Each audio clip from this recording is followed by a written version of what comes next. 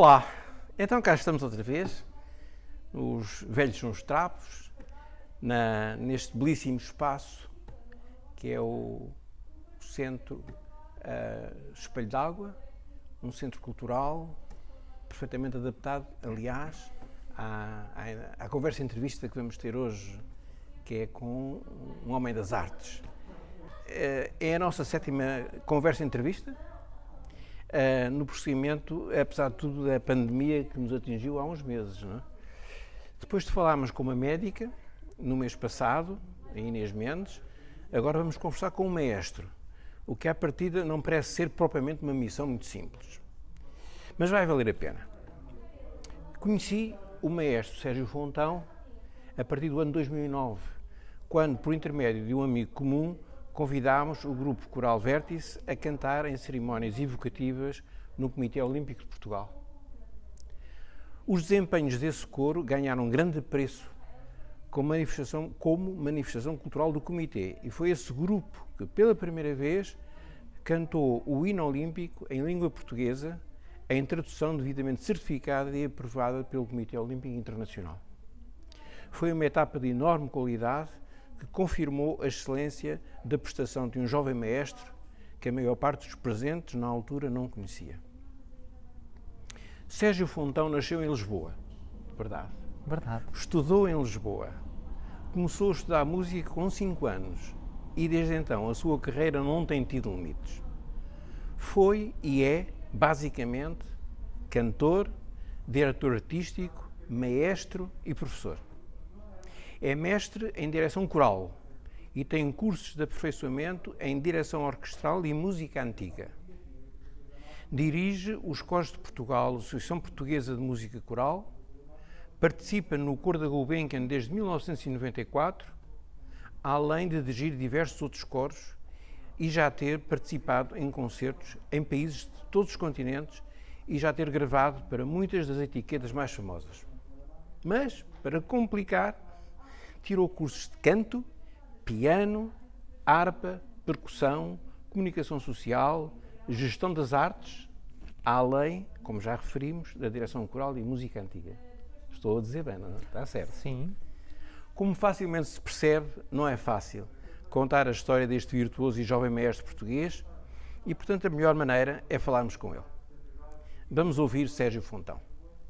Mais uma vez, muito obrigado por ter aceito este nosso convite, este desafio. Muito obrigado pelo para convite. esta conversa-entrevista. Mais de uma conversa, de uma entrevista, mas temos aqui uma lista pequena de perguntas. As perguntas, em princípio, são simples, mas cada uma delas vai, com certeza, dar-lhe a oportunidade de dizer muita coisa daquela que nós gostamos de saber sobre a sua já famosa carreira nas artes musicais.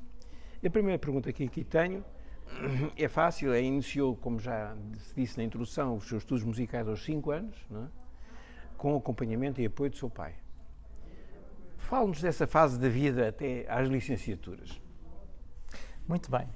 Então, a minha educação musical formal, se quisermos, começou de facto aos 5 anos, porque foi nessa altura que o meu pai, um belo dia, chegou a casa e disse: meu filho, comprei-te 2 livros e vamos começar aqui a ter umas aulinhas de música. Enfim, isto não surgiu do nada, porque de facto eu nasci numa família muito ligada à música.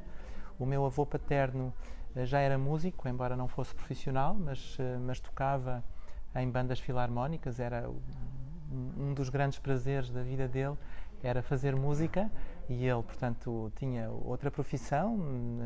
Ele vivia na zona de Guimarães e, tal como muitas outras pessoas nessa região, trabalhava na indústria têxtil, mas ao fim do dia e aos fins de semana passava a vida, peço desculpa, a fazer música, que era de facto algo que ele prezava imenso.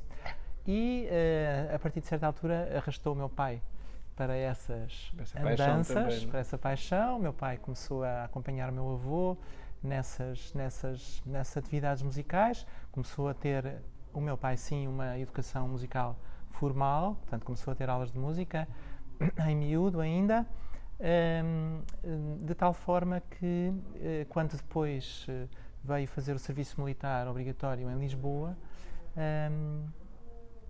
a sua grande paixão era já a música, e de facto, enquanto cá estava em Lisboa, no serviço militar, procurou de facto oportunidades de ficar por cá e fazer música durante o resto da vida, coisa que veio a acontecer, coisa que veio a conseguir. Pronto, ele concorreu a determinada altura à banda da Guarda Nacional Republicana e foi admitido e, portanto, a partir desse momento passou a ter uma forma de ganhar a vida fazendo música, portanto, juntava-se o útil ao agradável, de forma que não voltou para Guimarães, ficou por Lisboa e, portanto, os nossos contactos com Guimarães eram as semanas de férias que lá passávamos e, portanto, meu pai radicou-se definitivamente em Lisboa. Portanto, tornou-se músico profissional, primeiro na banda da GNR e depois, enfim, foi membro fundador do Coro Gulbenkian também. Tocou na Orquestra Ligeia da RDP, a antiga emissora nacional, e fez muitos outros trabalhos como música, enfim, dirigiu coros também, portanto foi uma pessoa que teve uma atividade muito alargada. Há aí uma marca d'água no campo musical. E, portanto, para mim, não foi de facto esquisito ter contacto com a música, porque de facto a minha educação musical não formal, se quisermos, começou na barriga da minha mãe. O meu pai era, além de músico, era um melómano. As coisas nem sempre coincidem. Às vezes há uma certa saturação, o que é perfeitamente normal. A pessoa passa o dia a trabalhar com música e quando chega à casa só quer silêncio. Mas o meu pai não era assim. O meu pai chegava à casa e punha música. Ouvia-se muita música na casa dos meus pais e, portanto, eu desde a barriga da minha mãe que ouvi música, muitas horas de música todos os dias. Portanto, quando nasci, quando vim ao mundo, já tinha ouvido muitas e muitas horas de música e, portanto, a música já fazia parte da minha vida. Pronto, a partir daí, desde muito pequenino, que os meus pais me levaram a assistir a concertos com eles, enfim, portanto, a minha vivência musical, digamos, coincide, DNA musical, coincide com o momento da minha gestação, digamos. Pronto, como já disse, tinha eu 5 anos, o meu pai apareceu um belo dia em casa com 2 livros na mão e disse-me, olha, tens aqui, é um presente e a partir de hoje vamos passar a ensinar-te música de forma mais organizada, digamos, mais sistemática.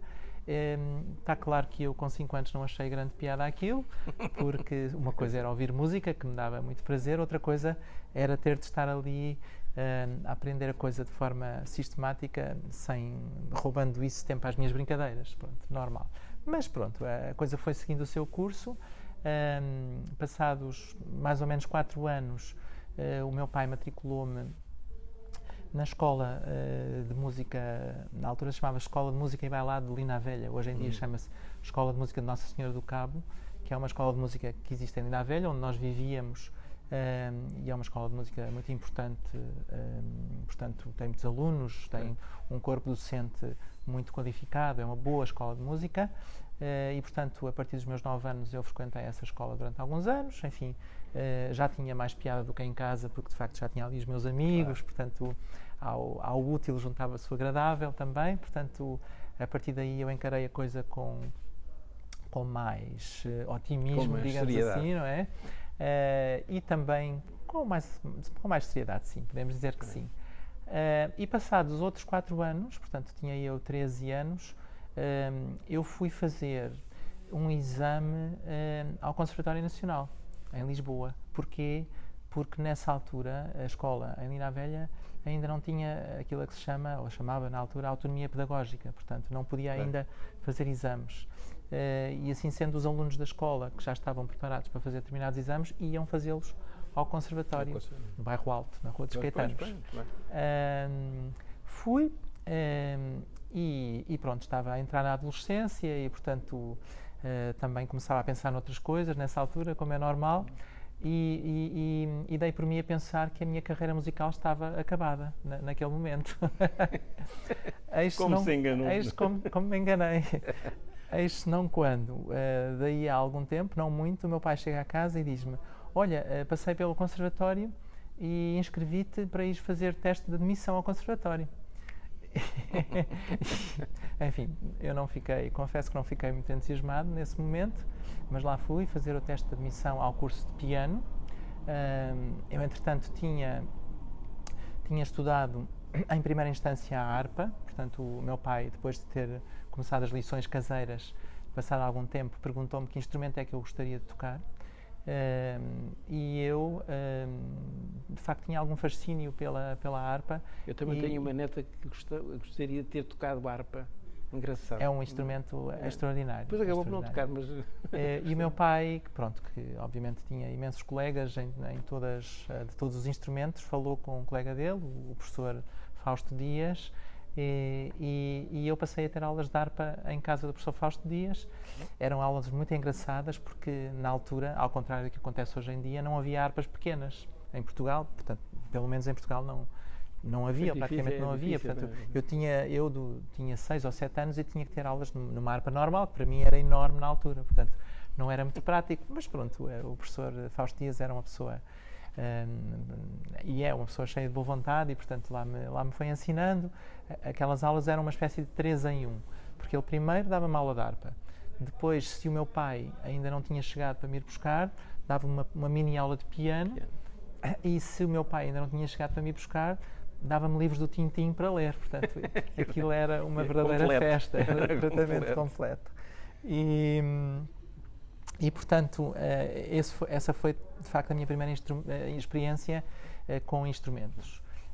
Aos 9 anos, quando fui para a escola de música em Lina Velha, fui estudar piano, foi por minha escolha, digamos, e entretanto, nos 4 anos em que andei nessa escola, também me perguntaram a determinada altura se eu não gostaria de estudar percussão, porque precisavam de um percussionista na orquestra da escola.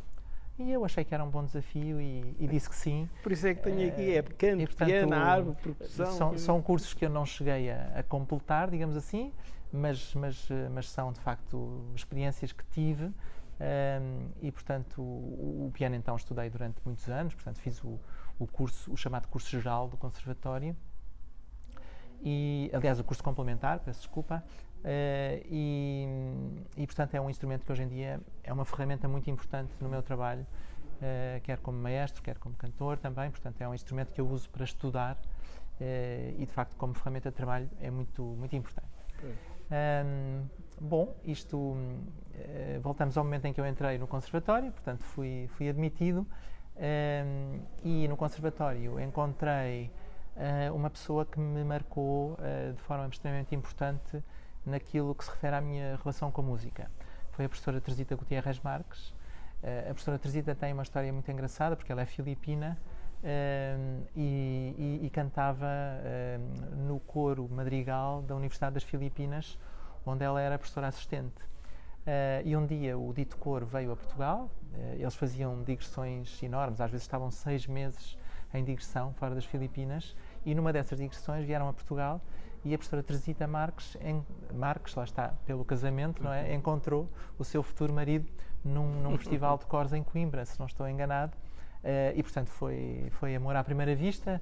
Passado algum tempo casaram-se e ela veio viver para Portugal, e a certa altura candidatou-se a um lugar de professora no conservatório, e entrou, portanto, e quando eu entrei no conservatório, portanto, tinha obviamente aulas de piano, mas também de educação musical, e de coro, e enfim, de outras disciplinas, e fui parar, portanto, a uma das classes da professora Teresita Marques. E curiosamente, na aula onde fui parar, havia apenas 2 alunos, eu e um colega meu, que por acaso já era meu amigo anteriormente, porque éramos praticamente vizinhos. Esse meu amigo não tinha muita facilidade em cantar, e eu tinha mais facilidade do que ele, portanto, como éramos apenas 2, a professora Teresita não podia manter aquela aula em funcionamento, teve que nos encaixar noutras aulas, e portanto, eu que tinha mais facilidade em cantar, fui encaixado numa turma, digamos, que no fim desse ano letivo, portanto o meu primeiro ano letivo no conservatório, ia reforçar o coro de câmara do Conservatório Nacional. O que era o coro de câmara do Conservatório Nacional? Era um coro formado pela professora Teresita Marques, com alguns dos melhores alunos das classes de coro e de canto também do Conservatório Nacional. Portanto, era um coro, como hoje, felizmente, há bastantes em Portugal, um coro de estudantes de música, não é? Pessoas com conhecimentos de música e também de técnica vocal, mas na altura era praticamente um caso isolado, ou era mesmo um caso isolado em Portugal. Portanto, foi talvez a primeira experiência de um coro desse tipo em Portugal. Portanto, isso para mim foi um projeto absolutamente apaixonante, saber que no final do ano eu ia cantar com aqueles colegas que eu muito admirava e íamos cantar, nunca mais me esquecerei, a missa em sol maior de Schubert com a Orquestra Sinfónica Juvenil, que é uma orquestra que ainda hoje em dia existe também, uma orquestra de estudantes de música, enfim, com um trabalho muito regular desde há várias décadas a esta parte. Portanto, esse ano letivo, para mim, com esse projeto que me apaixonou, foi um momento de viragem na minha relação com a música. A partir daí eu passei a estudar música, de facto, com paixão. E, portanto, tenho muito a agradecer à professora Rita Marques, porque, de facto, me deu um impulso que eu considero fundamental nas minhas opções futuras. Pronto, independentemente disso e dessa paixão que se acendeu, digamos assim, a partir desse momento, enfim, fui um adolescente relativamente tranquilo, digamos assim, mas, enfim, como qualquer adolescente que se preze, há sempre uma pontinha de rebeldia. É sempre um adolescente. Nunca se deixa de ser adolescente e eu, quando chegou a altura de ir para a universidade, achei que não queria ser igual ao meu pai, não queria. E então fui fazer outro curso, fui fazer um curso de comunicação social. Exatamente, que é o que consta aqui, que eu tenho aqui. Exatamente, portanto decidi, eu tinha uma paixão muito grande pelo jornalismo também, e então resolvi não ir para um curso, para uma licenciatura em música, mas resolvi fazer uma licenciatura em comunicação. Mas é diferente. Nunca deixei de estudar música, portanto continuei sempre, fiz as duas coisas em paralelo, portanto, mas de facto fiz a licenciatura em comunicação social na Universidade Nova de Lisboa, e quando terminei a licenciatura tive muita sorte e comecei logo a trabalhar na área da comunicação, onde ainda trabalhei durante mais ou menos uma dúzia de anos. Enfim, nunca deixei de fazer música, portanto foi sempre, de facto, uma paixão muito grande, portanto, chegámos, creio eu, que ao termo da nossa primeira questão, não é? Portanto, à licenciatura. Portanto, agora passo-lhe a palavra. Pois, depois dessas licenciaturas, também aqui tem uma gestão das artes também.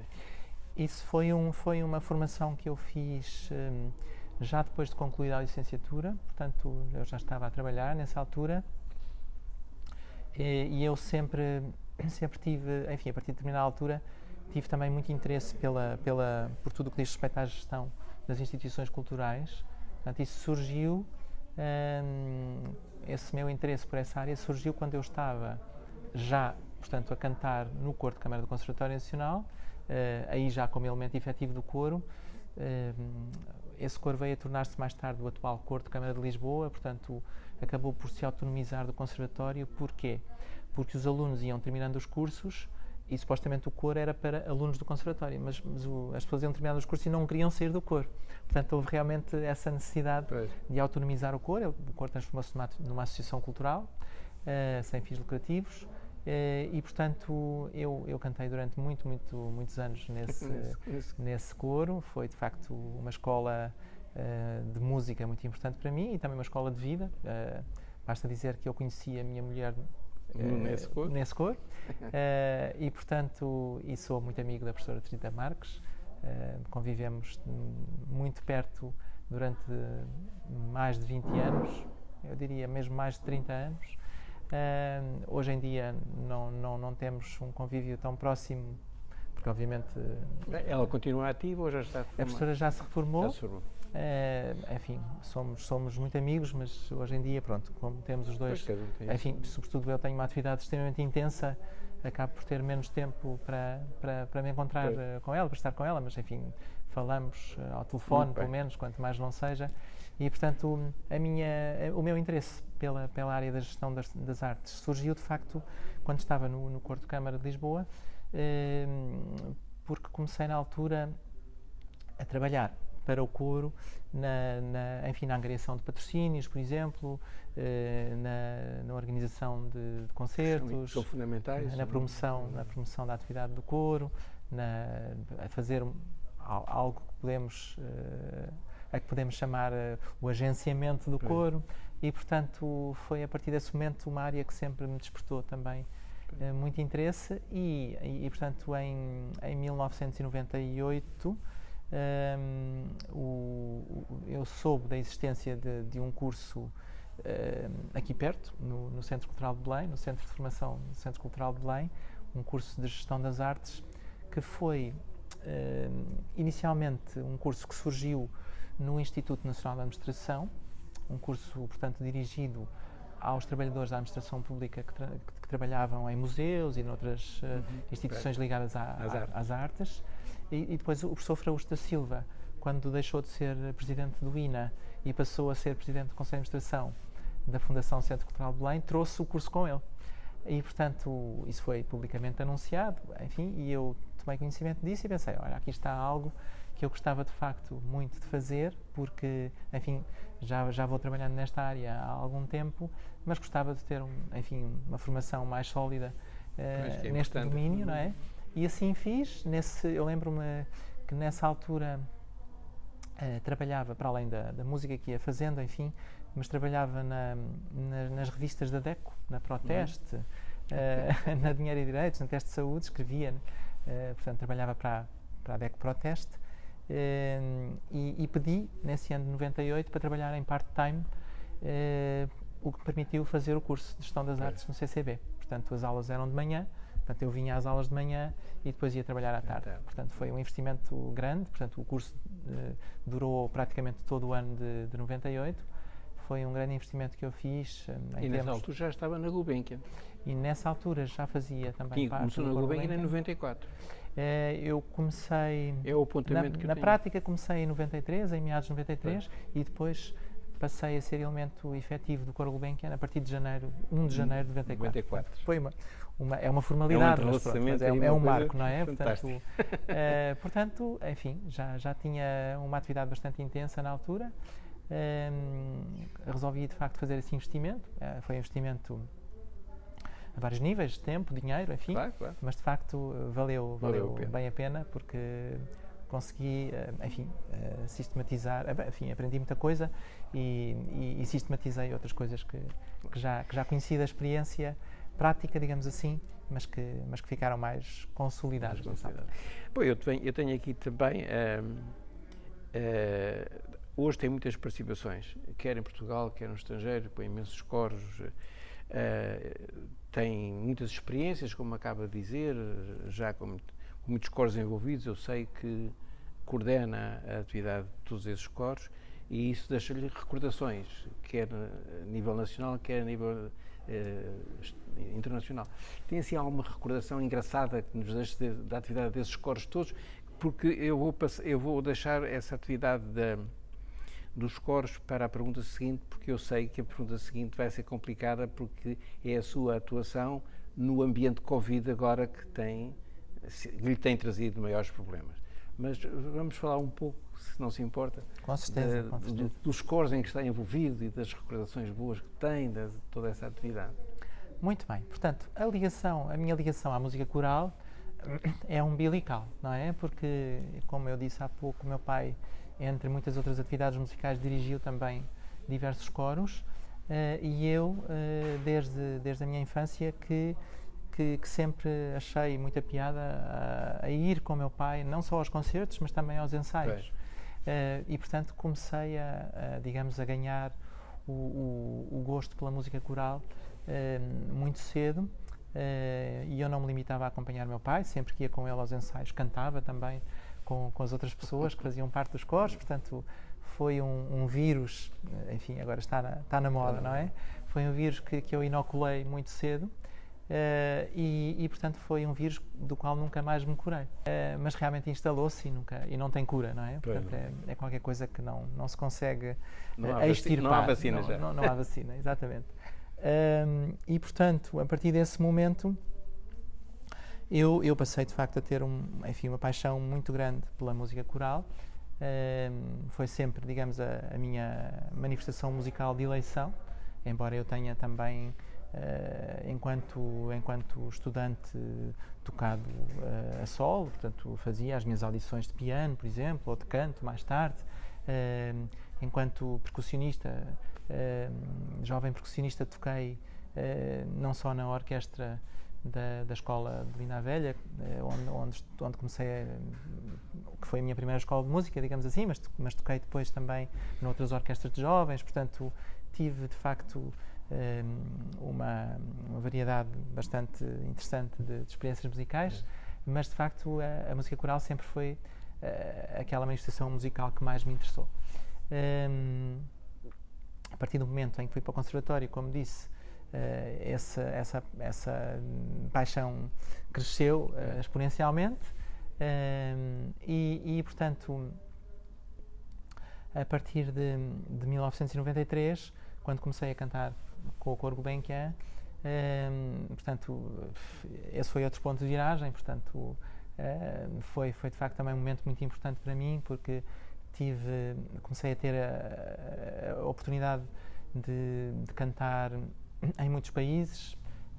Enfim, já tinha tido algumas experiências internacionais com o Coro de Câmara de Lisboa também, que foram muito importantes para mim, me marcaram imenso, mas depois, quando comecei a cantar com o Coro Gulbenkian, de facto comecei mais regularmente a cantar em Portugal, em muitos pontos do país e no estrangeiro também.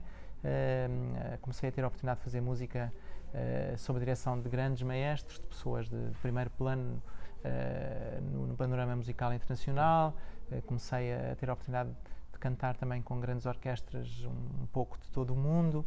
Comecei a ter a oportunidade de fazer música com grandes solistas, cantores e instrumentistas que vinham dos mais diversos países. Portanto, foram de facto experiências marcantes que fizeram com que o meu gosto pela música fosse sempre crescendo, não é?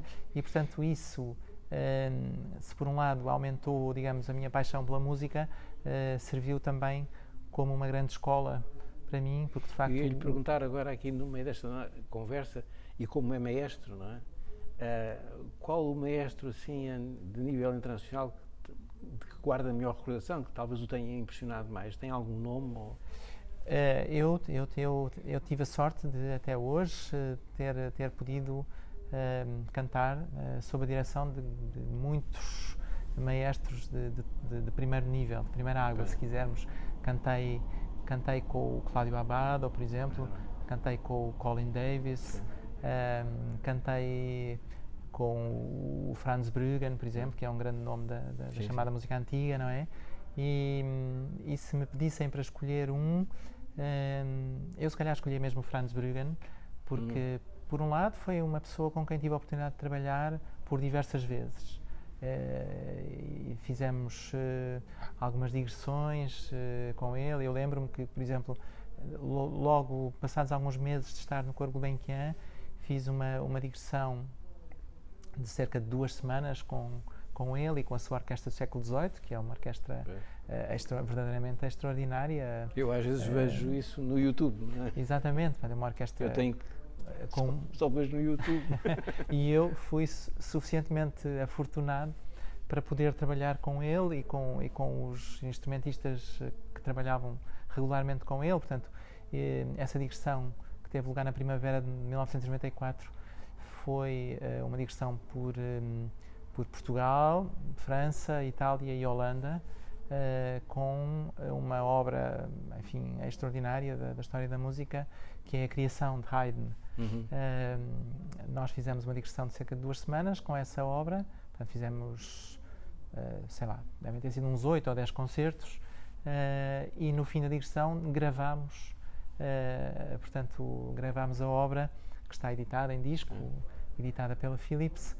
Portanto, essa foi uma digressão que me marcou imenso, não só por ter sido a minha primeira digressão com o Coro Gulbenkian, mas também porque foi em circunstâncias absolutamente extraordinárias, com muitos músicos extraordinários, com uma organização também ela extraordinária, E, portanto, pronto, se eu tivesse que escolher um dos maestros com quem trabalhei até hoje, seria provavelmente o Franz Bruggen. Claro que, por exemplo, o maestro titular do Coro Gulbenkian, o Michel Corbeau, com quem tenho trabalhado muito regularmente ao longo dos últimos 26, 27 anos, também tenho de facto, enfim, é um músico extraordinário também, e portanto esta relação muito próxima e muito frequente com ele tem sido também muito importante no meu crescimento e no meu desenvolvimento como músico. Portanto, tenho muitas pessoas a quem agradecer por tudo aquilo que me transmitiram e por tudo aquilo que consegui de facto aprender com essas pessoas. Então agora vamos atualizar com esta barafunda que temos vivido nestes últimos meses do Covid e da pandemia, que trouxe problemas a todas as atividades e também, sei, aos coros, não é? E isso para a sua atuação, para a sua direção de coros, isso trouxe muitos problemas que eu sei que trouxe. Como é que tem gerido essa dificuldade enorme? Enfim, é uma doença, enfim, para a qual não há atualmente ainda um tratamento, uma vacina ou outro tratamento que seja, e portanto, enfim, neste momento, digamos, a nossa melhor defesa, a nossa melhor proteção é a distância, não é? É a nossa melhor arma contra a Covid-19, é de facto a distância. Isso coloca um problema agudo naquilo que diz respeito à atividade dos coros, porque os coros, por definição, são grupos de pessoas que estão próximas. São grupos de pessoas que estão próximas não apenas fisicamente, mas também espiritualmente, digamos, não é? São pessoas que se reúnem numa sala para cantarem juntas, para respirarem juntas, para estarem juntas no sentido mais lato, não é? Portanto, os coros têm a vertente musical, que é muito importante, obviamente, e têm também a vertente social, que não é menos importante que a musical. Portanto, é uma aliança entre estes dois aspectos, é uma espécie de salada entre a música e o convívio, se quisermos, social, que faz a especificidade e a riqueza da experiência que é cantar num coro. Ora, com a necessidade que existe neste momento de nos mantermos distantes uns dos outros por razões de saúde, isto torna-se muito complicado. E, portanto, aquilo que é possível neste momento é, enfim, eu diria que há duas coisas que são possíveis neste momento. É possível manter os coros em funcionamento, digamos, à distância, e quando digo à distância é aproveitando os recursos que a tecnologia coloca à nossa... A famosa digitalização. Exatamente. Portanto, o mundo digital permite-nos hoje estar em contacto uns com os outros, mesmo que esteja cada um na sua casa. Obviamente que a experiência coral não é a mesma feita, digamos assim, dessa forma. Neste momento a tecnologia não permite ainda, por exemplo, pôr as pessoas a cantar em simultâneo quando estão cada uma em sua casa. Portanto, estão a ser feitos estudos nesse sentido, portanto, aplicações de videoconferência que todos conhecemos hoje em dia, o Zoom e outras que tais, não permitem de facto às pessoas cantarem ao mesmo tempo, permitem às pessoas cantarem individualmente. E depois, no fim, portanto, estou a falar digamos, de aplicações de videoconferência, porque isso realmente permite-nos marcar um ensaio à distância, digamos assim, mas só me permite a mim, enquanto maestro, por exemplo, ouvir uma pessoa de cada vez. Porque se tivermos, por exemplo, duas pessoas a cantar ao mesmo tempo, já ouvimos as duas pessoas desincronizadas. Sim, Então imagino que é isso com 30 ou 40 ou 50 ou 70 pessoas, não é? Confusão. É a confusão total.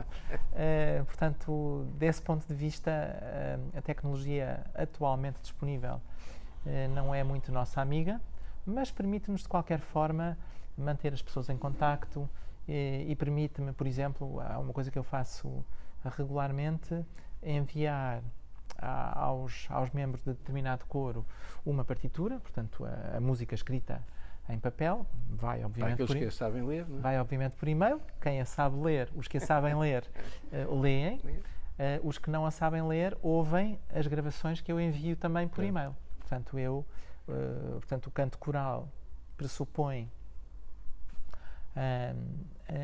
digamos que cada naipe, ou seja, o coro está normalmente dividido em 4 naipes. Os sopranos, que são as senhoras com a voz mais aguda, os contraltos, as senhoras com a voz mais grave, mais baixa, como dizemos em linguagem corrente, depois os tenores, os homens com vozes mais agudas e os baixos com vozes mais graves. Enfim, portanto, o canto coral implica, portanto, digamos que essas 4 vozes cantem em simultâneo, produzindo essa simultaneidade um resultado harmonioso, não é? Portanto, o que eu faço para as pessoas que não sabem ler música é gravar cada uma das vozes e, portanto, envio por e-mail e as pessoas ouvem e aprendem de memória. Portanto, isso é digamos, a forma como a esmagadora maioria dos coros funciona. A maioria dos coros são coros amadores, portanto, constituídos por pessoas que não têm a música como atividade principal, não é? É uma atividade de tempos livres, se quisermos. Também há coros profissionais, obviamente, mas a maioria dos coros são, de facto, amadores. E, portanto, há, de facto, muitas pessoas que cantam em coros que não têm conhecimentos de leitura musical e, portanto, aprendem ouvindo. E, portanto, neste momento, o que eu consigo fazer é enviar às pessoas as partituras e as gravações. As pessoas ouvem as gravações seguindo a partitura, aprendem dessa forma e depois, nos momentos em que nos juntamos, por videoconferência, cada um canta a sua parte, individualmente, e eu vou, enfim, ajudando, corrigindo aquilo que houver para corrigir, ajudando cada uma das pessoas a melhorar o seu desempenho, digamos assim, isto numa perspectiva de que daqui a algum tempo se possam juntar. Voltemos a estar juntos e nesse momento, então, já teremos, digamos, algum trabalho de casa feito que nos vai facilitar o trabalho nessa fase. É uma empreitada. Pronto. A tecnologia está a evoluir e há, neste momento, pessoas a trabalhar no sentido de corrigir, digamos assim, os problemas que há neste momento com as aplicações de videoconferência. Portanto, o delay é, neste facto, um dos grandes problemas, talvez o maior, e, portanto, há técnicos informáticos que, nesta altura, estão muito empenhados em corrigir esse problema para que, de facto, as pessoas possam dar simultaneidade exatamente, cantar em simultâneo, mesmo estando cada uma na sua casa. Há um fenómeno que é muito vulgar nos nossos dias. Nas redes sociais aparecem muito frequentemente coros a cantar, tendo cada um dos coralistas gravado a sua parte em casa, portanto, mas isso não é uma coisa feita em tempo real, portanto, é uma coisa montada, não é? Cada cantor canta a sua parte em casa e depois há uma pessoa que junta todas essas partes e coloca tudo isso num vídeo. Enfim, não é... É mais para distrair do que... É uma brincadeira, não é propriamente fazer música, porque de facto não há interação entre as pessoas, mas é apenas a soma das partes. Pois. Ao passo que fazer música de conjunto, cantar num coro, tocar numa orquestra ou num grupo de música de câmara, é muito mais do que a soma das partes, não é? Pois. Portanto, pois, eu, enfim, fiz esta pergunta porque apercebi-me, e era natural, que nesta altura tivesse uma trabalheira desgraçada com isto, enfim. Isto é mais para treino, para depois, no futuro, não perderem o balanço. O nosso investimento neste momento é um investimento no futuro, no não futuro, é? Estamos, de facto, a trabalhar com os olhos postos no futuro. E ainda não se sabe nada. Não sabemos ainda quando vamos poder voltar a estar juntos. Temos de aguardar, de facto, temos de ir acompanhando a evolução da situação, temos de aguardar, enfim... que a saúde ponha a luz verde nessa coisa. Exatamente. E, portanto, enfim, é uma situação de facto complicada porque esta necessidade que temos atualmente de distância contrasta de forma muito flagrante com aquilo que é cantar num coro ou tocar numa orquestra, Claro. enfim. Há aqui uma grande contradição, digamos, entre aquilo que é necessário fazer neste momento e aquilo a que estamos habituados. Eu ia agora avançar um bocadinho, talvez para uma noção um bocadinho mais política da coisa, e ia-lhe perguntar o que é que pensa do meio musical português, que conhece bem, não é? Se tem sentido muitos impulsos positivos ou quais são os obstáculos. Este meio musical, que nós de fora falamos bem ou mal, mas quem está lá dentro conhece as dificuldades ou os fatores positivos. O que é que acha desse meio musical português? Eu acho que nas últimas décadas o meio musical português tem evoluído de forma muito positiva e muito interessante. Hoje em dia, por comparação com o que acontecia há 30 ou 40 anos, há muito mais jovens a estudar música. Houve, de facto, nestas últimas décadas um crescimento exponencial do número de jovens que estudam música. Portanto, o número de escolas cresceu também, naturalmente, e a qualidade do ensino da música também subiu de forma muito interessante. Enfim, há vários fatores que influenciam essa evolução. Um desses fatores foi o facto de, a determinada altura, termos tido uma vaga de imigração muito importante, sobretudo imigração vinda dos países do leste da Europa. Até ouvi dizer mesmo que concursos que se faziam para orquestras cá, etc., muitos daqueles que concorriam vinham desses países. Não é? Precisamente. Ficavam... Houve, de facto, pessoas muito qualificadas que tinham, enfim, que a partir de determinada altura começaram a ter muitas dificuldades em viver nos seus países, porque as condições de vida se degradaram muito nos seus países de origem, e muitas dessas pessoas vieram parar a Portugal e a outros países da Europa Ocidental, e algumas dessas pessoas deram um impulso muito significativo ao ensino da música em Portugal. Portanto, passámos a ter subitamente escolas de música com corpos docentes mais qualificados do que anteriormente, e isso foi de facto um empurrão decisivo para a qualidade do ensino musical no nosso país. Ora, isso produziu resultados muito interessantes.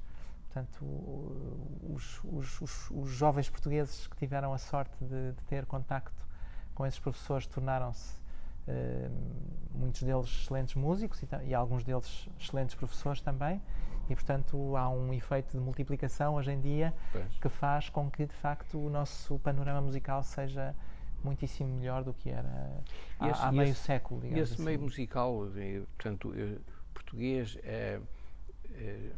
ele gera-se a si próprio, movimenta-se por si próprio, porque tem apoios, porque tem isto, e a interferência de uma tutela, de um governo no meio musical ou na música tem sido sentida, tem tido influência, ou pelo contrário, não é suficiente? Eu diria que os apoios públicos à música em particular e às artes em geral são manifestamente insuficientes. Portanto, em Portugal, de facto, o Estado, enfim, sabemos obviamente todas as dificuldades. Muito baixa do PIB. Exatamente. Quando nós olhamos para o orçamento de Estado, de facto, a fatiazinha do orçamento de Estado que são as artes, e o desporto também é uma coisa.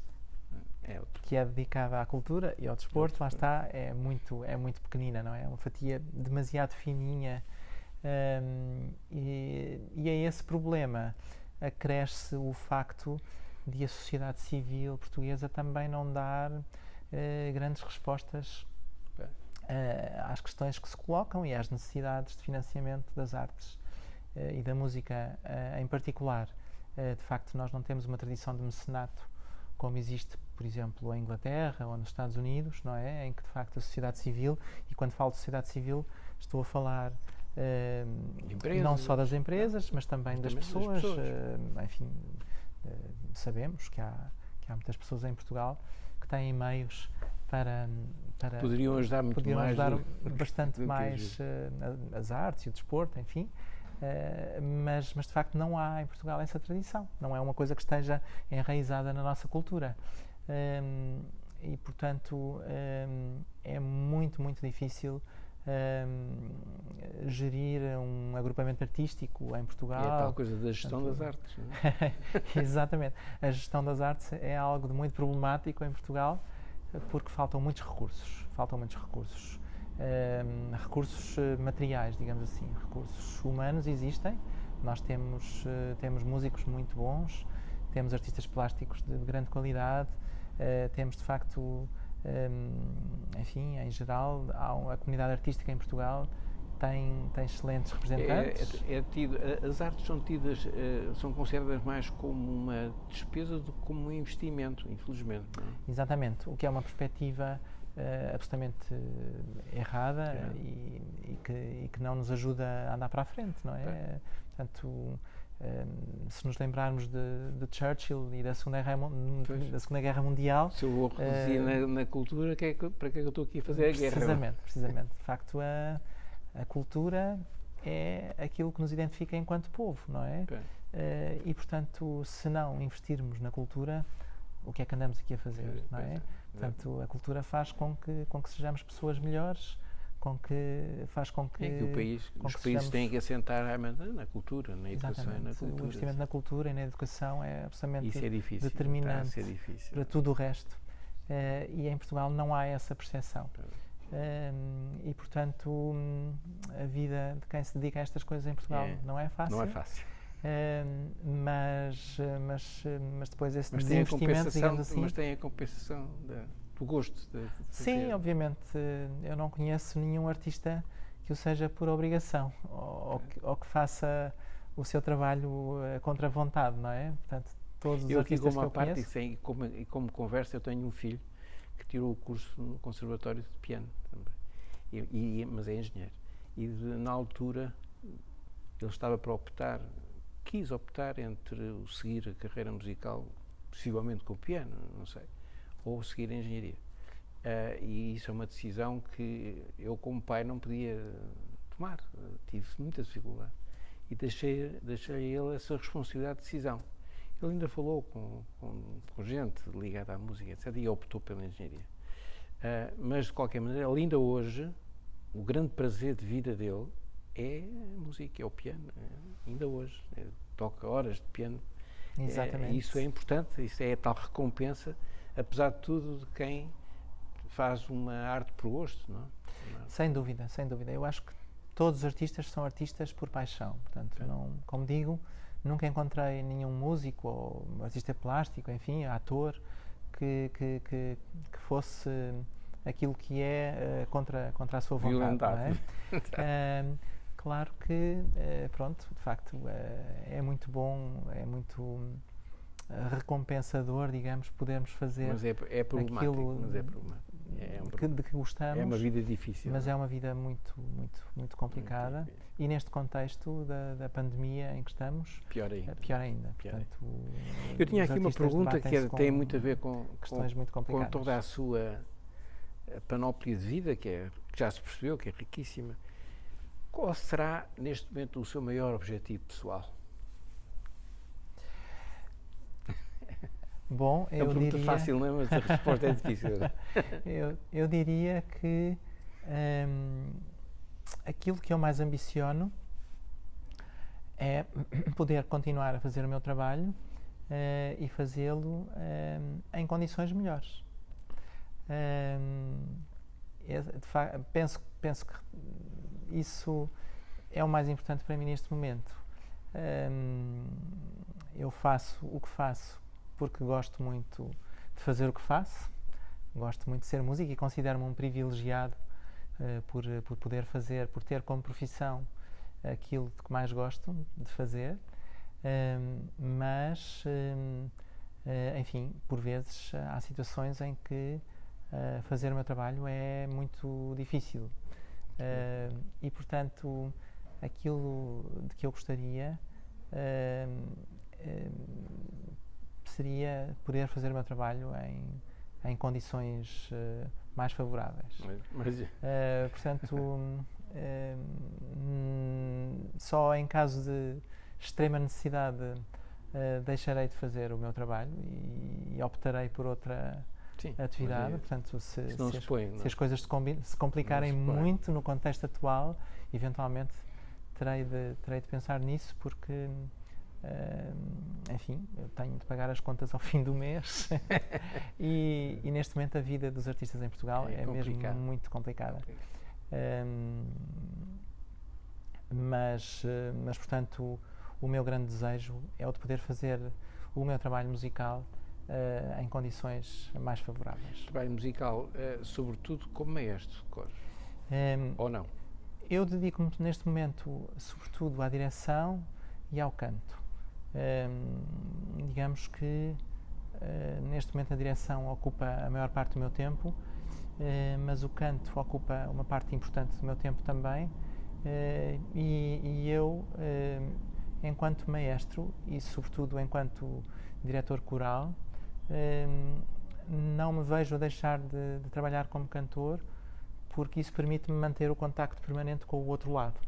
Ou seja, nunca perco a perspectiva, não é? Portanto, é muito importante para um diretor coral cantar, para perceber em permanência as questões que se colocam a quem está do outro lado. Tal como se eu dirigisse mais regularmente orquestras, que é algo que faço pontualmente, mas se dirigisse mais regularmente orquestras, faria, enfim, todos os possíveis para poder tocar com alguma regularidade em orquestras, não é? E, portanto, não é o caso, eu dirijo orquestras, mas pontualmente. O meu trabalho mais regular é como diretor coral, portanto, há uma série de coros com os quais eu trabalho regularmente, e também trabalho, por vezes, como maestro convidado com outros coros, portanto, de forma pontual. Enfim, e sou convidado, enfim, de vez em quando, para fazer parte de júris de concursos de música coral, por exemplo. Sou convidado para dar cursos de direção coral e de técnica vocal. Portanto, tenho uma atividade regular como professor de direção e de coro também. Mas, portanto, isto para dizer que ter sempre a perspectiva de um lado e do outro, para mim é fundamental. É uma aspiração. É fundamental. E, portanto, poder fazer esse trabalho que de facto me apaixona. Com tranquilidade também. Com tranquilidade. E em condições que me permitam pensar mais na música do que noutras coisas. É o meu grande objetivo. No supermercado. Exatamente. Sim, senhor. Pois, antes de nos despedirmos, enfim, antes de dizermos adeus um ao outro, eu gostava de ter a certeza, mas enfim, nessa veia familiar, nesse DNA familiar que vem de avô, pai, vem para si, vai para um filho com certeza. Tem filho?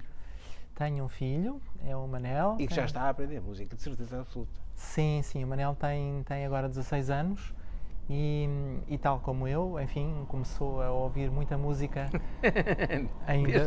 ainda no útero, não é? Até porque a mãe também é da especialidade. Até porque a mãe também é música e, portanto, eu nunca me hei de esquecer, eu e a Joana, a minha mulher, cantámos na Gulbenkian a Oratória de Natal de Bach na véspera do nascimento do Manel.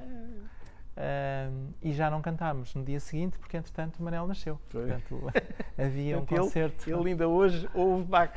Exatamente. E, portanto, tal como no meu caso, a música sempre fez parte da vida do meu filho. Ele começou a sua formação musical, tal como eu, informalmente, e depois de forma mais formal a partir dos 3 anos, portanto ainda mais cedo do que eu. Aos 3 anos comprámos-lhe um violoncelo, ou melhor, um 10º de violoncelo, portanto, para ter ideia, é uma coisa um bocadinho maior que uma guitarra. Portanto, a partir desse momento ele começou a ter contacto com o instrumento. Pedimos a uma amiga nossa, uma colega nossa, que começasse a dar-lhe aulas de violoncelo, enfim, de forma obviamente adaptada a uma criança de 3 anos, mas o que é certo é que isso não partiu da nossa iniciativa, mas sim da iniciativa do Manel, porque nós perguntámos-lhe se ele gostava de tocar um instrumento, enfim, ele na altura, o Manel com 2 anos e meio, enfim, 3 anos, sentava-se no sofá lá de casa e punha-se a olhar para a televisão, nós punhamos-lhe a Flauta Mágica de Mozart e ele ouvia a Flauta Mágica em loop sem reclamar. Portanto, ficava ali completamente hipnotizado e via, e a partir de certa altura já fazia imensas associações de ideias àquilo. Por exemplo, às vezes íamos ao café e o balcão frigorífico tinha uma indicação da temperatura. E o Manel associava o número que via, o algarismo que via no balcão frigorífico, à faixa do disco que tinha a determinada área. Portanto, ele olhava para aquilo e dizia Papageno, ou outra coisa qualquer, Rainha da Noite. Era uma coisa inacreditável. Pronto, ele começou assim, de facto, e desde muito cedo realmente mostrou ter muito gosto pela música e também muito talento, muita vocação. Foi estudando, portanto continua a estudar hoje com 16 anos. Quando ele estava no 9º ano, nós perguntámos-lhe se a partir do 10º ano ele quereria entrar no chamado ensino integrado da música, o que significaria ter as aulas normais, digamos assim, e as aulas de música todas na mesma escola. Permitindo-lhe poupar algum tempo, digamos assim. Ele disse que não e que queria fazer como a mãe e o pai tinham feito. Queria fazer as duas coisas em paralelo. Então o Manel é um coitado que hoje em dia tem a escola normal e depois tem a escola de música. Portanto, todos os dias, ou praticamente todos os dias, anda entre uma escola e outra. Portanto, tem uma agenda bastante cheia, digamos assim, mas isso dá-lhe imenso prazer. Portanto, ele está neste momento no 11º ano, está na área de economia, a opção dele, portanto, tal como a mim e tal como a Joana, portanto, nunca nos impuseram nada e nós também não lhe impusemos nada, como é óbvio. Ele decidiu, portanto, no 10º ano, ir para a área de economia, segundo ele, porque tem muito interesse na área da economia social, portanto, está a estudar numa escola de música, na Academia Musical dos Amigos das Crianças, antiga FMAC, Fundação Musical dos Amigos das Crianças, uma escola com largas tradições no ensino da música, nomeadamente dos instrumentos de corda, e está a estudar violoncelo, que curiosamente era o instrumento do meu pai. E usa já, hoje em dia, depois de ter começado pelo tal 10º violoncelo, passou para um 8º, um 4º, e depois como é que é? Um 4º, meio violoncelo, creio eu, 3/4, e finalmente tem um violoncelo inteiro, que era um dos violoncelos do meu pai. Que é aliás um instrumento com um som absolutamente maravilhoso. E ainda me recordo a primeira vez em que o Manel tocou no violoncelo do avô. Nunca me esquecerei do sorriso do Manel quando ouviu o violoncelo tocar pelas suas próprias mãos, não é?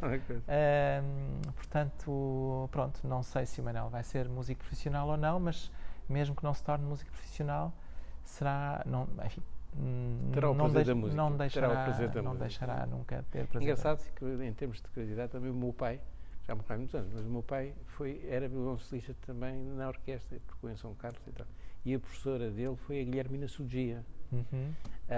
Havia lá em casa havia lá o violoncelo, mas nunca fui muito empurrado para esse tipo de coisa e acabei por não aprender. Pois. O seu pai teve de facto o privilégio de tocar com uma das grandes violoncelistas da história, não é? Portanto, o meu pai também teve a sorte de ser aluno da professora Isaura Pavia de Magalhães, que era uma professora extraordinária também.